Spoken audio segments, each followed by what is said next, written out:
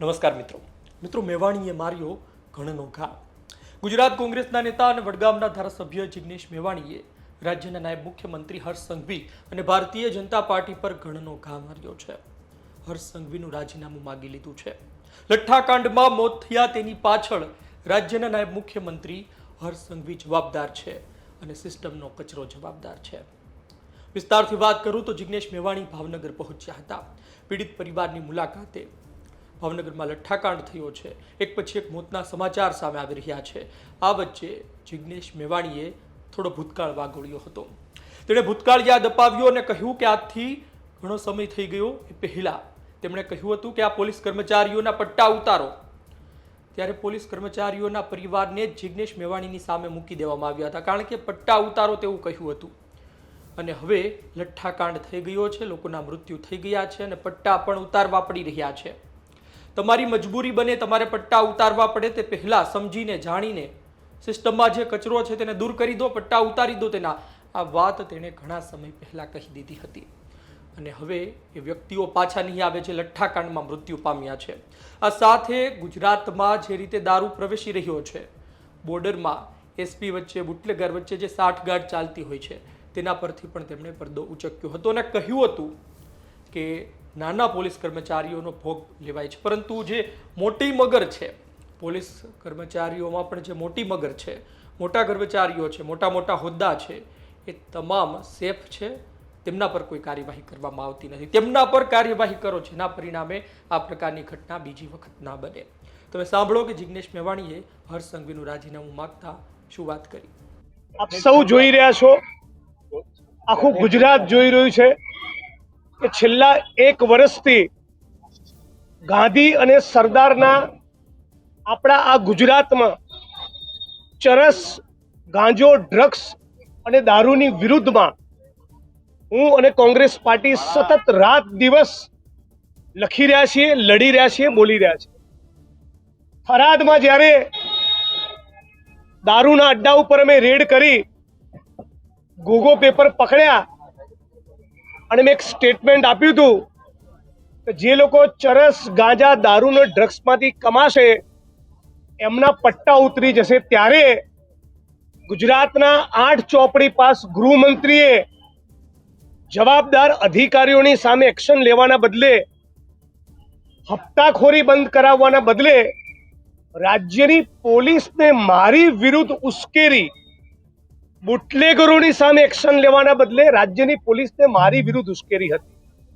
આજે એનું જ પરિણામ છે કે ભાવનગરમાં એક આંકડા મુજબ 9 અને બીજા આંકડા મુજબ 11 લોકો આ લઠ્ઠાકાંડનો ભોગ બન્યા છે।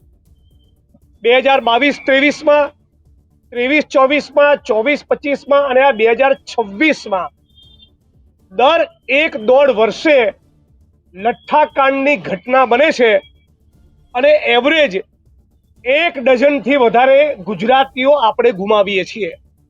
આના માટે રાજ્યના ગૃહમંત્રી જવાબદાર છે। એ ગુજરાતની જનતાની પરમ કમનસીબી છે કે આવા ઠોઠ, અભણ અને 8 ચોપડી પાસ ગૃહમંત્રી આપણા ગુજરાતના લમણે લખાયા છે। અત્યારે આ બોલી રહ્યો છું ત્યારે પણ આ રાજ્યની સરકાર એવી ગેરંટી આપી શકે કે આજ ભાવનગર શહેર અને ભાવનગર જિલ્લામાં આજે કે ગઈકાલે રાત્રે દારૂ વેચાયો નથી? રાજ્યના ગૃહમંત્રી અને રાજ્યના મુખ્યમંત્રી ભૂપેન્દ્ર પટેલ કહી શકે કે છેલ્લા 72 કલાકમાં એમની વિધાનસભા મજૂરા અને ઘાટલોડિયામાં દારૂ ડિવિઝનના અધિકારીઓની જવાબદારી નથી, ભાવનગર એસપીની જવાબદારી નથી? સ્ટેટ મોનિટરિંગ સેલની રેડ પડે એટલે constable, head constable, ASI, PSI અને પીઆઈની વિકેટ પાડવાની, એસપી અને આઈજીને સવાલ પૂછવાનો નહીં। આ જ ધંધો આખા ગુજરાતમાં થયો છે। અને ત્યાં સુધી કહું, સ્ટેટ મોનિટરિંગ સેલના કેટલાક અધિકારીઓ પણ કોમ્પ્રોમાઇઝ છે। અગાઉ ગુજરાતમાં કરોડોની કમાણી કરવા મળતી હોય એવા જિલ્લાના પોલીસ વડા રહીને આવ્યા પછી કેટલાક લોકોને સ્ટેટ મોનિટરિંગ સેલમાં સેટ કરવામાં આવે છે। મૂળ ગુજરાતની ભાજપ સરકારે અને ગૃહમંત્રીએ આમાંથી કરોડોની અરબોની કમાણી કરવી છે અને એના કારણે લઠ્ઠાકાંડ સર્જાયો છે. હું તો સમગ્ર ગુજરાતના તમામ constable, head constable, ASI, PSI, PI ને કહેવા માંગુ છું, મોટી સંખ્યામાં રોડ ઉપર તમે પણ ઉતરો, હું તમને ટેકો કરીશ. કોંગ્રેસ પાર્ટી તમારી પડખે ઉભા રહેશે અને તમે સવાલ પૂછો કે સ્ટેટ મોનિટરિંગની રેડમાં કે આવી કોઈ ઘટના બને ત્યારે ફક્ત પીએસઆઈ, પીઆઈ ને સસ્પેન્ડ કેમ કરો છો? ગૃહમંત્રી રાજીનામું કેમ નથી આપતા? એસપી, આઈજી, એડિશનલ ડીજી એ લોકોની જવાબદારી કેમ ફિક્સ કરવામાં આવતી નથી?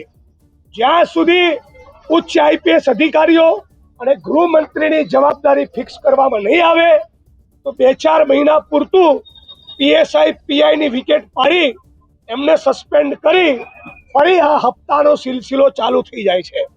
એટલે અમે એક ગુજરાતી તરીકે પણ હું માંગણી કરું છું અને વિપક્ષ તરીકે માંગણી કરું છું, આપણે બધાએ એકજૂટ થઈ નાત, જાત, ધર્મ, કોમ ભૂલી આ લઠ્ઠાકાંડની ઘટનામાંથી સબક એક જ લેવો જોઈએ. હર્ષ સંઘવીનું રાજીનામું કેટલી કમનસીબી કહેવાય. કોન્સ્ટેબલ થી લઈને ડીજી સુધીના માણસોએ હારા એક લબાડ 8 ચોપડી પાસને સેલ્યુટ કરવી પડે. આવો દિવસ ગુજરાતમાં આપણે જોવાનો? આખી ભારતીય જનતા પાર્ટીમાં તમારી જોડે બીજો કોઈ ક્વોલિફાઈડ માણસ જ નથી અને આખા ગુજરાતમાં છેલ્લા 5-7 વર્ષમાં લઠ્ઠાકાંડની આ લગભગ 6થી 7મી ઘટના બની. એના તપાસ રિપોર્ટમાં કશું આવતું નથી. એક આઈપીએસ ની સામે તમે ગુનો દાખલ કરતા નથી. રાજસ્થાન, મહારાષ્ટ્ર અને મધ્યપ્રદેશમાંથી ત્યાંના લીકર મેન્યુફેક્ચરર અને બુટલેગર જોડે જે એસપી સેટિંગ પાડે, અહીંની બોર્ડરના ગુજરાતના બુટલેગર અને ત્યાંના બુટલેગર એકબીજાના મેળાપી પડામાં એસપીના માર્ગદર્શન હેઠળ દારૂ આવવા જવા દે, એલસીબી, એસઓજીના પીઆઈને કોમ્પ્રોમાઇઝ કરે, ચેકપોસ્ટને કોમ્પ્રોમાઇઝ કરે, ડીવાયએસપી, પીએસઆઈ, પીઆઈ એમાં ચૂપ રહે. હકીકતમાં જોવા જઈએ તો આઈપીએસ અધિકારીઓ સાચા અર્થમાં ગુસ્સી ટોકના આરોપી બને એવો ધંધો એકબીજાના મેળાપીપણામાં ચલાવે છે. તો આપે સાંભળ્યું કે શું વાત કરવામાં આવી છે. ભારતીય જનતા પાર્ટી પોતાને હિન્દુવાદી સરકાર કહે છે, હિન્દુઓની સરકાર ગણાવે છે, પરંતુ આ બધા વચ્ચે ગુજરાતના યાત્રાધામ તપાસી લો. જિગ્નેશ મેવાણીએ આ પણ વાત કરી હતી ત્યાં કે યાત્રાધામ તપાસી લો, 2 કિલોમીટરની રેન્જમાં તમને ત્યાં પણ આ નશાકારક પદાર્થો મળી જશે. એટલે કે કથની અને કરનીમાં જમીન આસમાનનો તફાવત જોવા મળી રહ્યો છે. મૂળ વાત એ છે કે તમને વોર્નિંગ આપવામાં આવી હતી, ચેતવણી આપવામાં આવી હતી કે હજુ પણ સમય છે, પાછા ફરી જાઓ, સિસ્ટમનો કચરો દૂર કરી દો. આમ છતાં પણ સમજાયું નહીં અને હવે તેના પડઘા સામે આવી રહ્યા છે. તેમણે ત્યાં એ પણ વાત કરી હતી કે આવનાર દિવસમાં હજુ ગાંજો અને ડ્રગ્સ મોટા પ્રમાણમાં વહેંચાશે, મોટા પ્રમાણમાં લોકોના ઘર સુધી પહોંચવાના છે. હજુ પણ સરકાર ઈચ્છતી હોય તો તેના પર બ્રેક લગાવી દે, નહીંતર જે પ્રકારે દારૂમાં મોત થઈ રહ્યા છે તે પ્રકારે તેમાં પણ સમાચાર આવતા રહેશે. આપનું શું કહેવું છે કોમેન્ટ બોક્સમાં જરૂરથી જણાવજો. ગુજરાતમાં એક મોટો પ્રશ્ન છે, વર્ષોથી પ્રશ્ન છે અને લોકોના મોત થઈ રહ્યા છે. ઝેરી કેમિકલ વાળો દારૂ આજની તારીખે પણ ગામડાઓમાં ધમધમી રહ્યો છે. નેતાઓ સત્તાધારી પાર્ટીના બોલવા તૈયાર નથી. મત લઈ લે છે, ધારાસભ્ય, સાંસદ બની જાય છે, પરંતુ ત્યારબાદ મગનું નામ મરી નથી પાડતા અને જોતા રહે છે એમના વિસ્તારમાં યુવાનો મરે, બહેનો વિધવા થાય, બાળકો અનાથ થાય, પરંતુ એમના પેટનું પાણી નથી હલતું.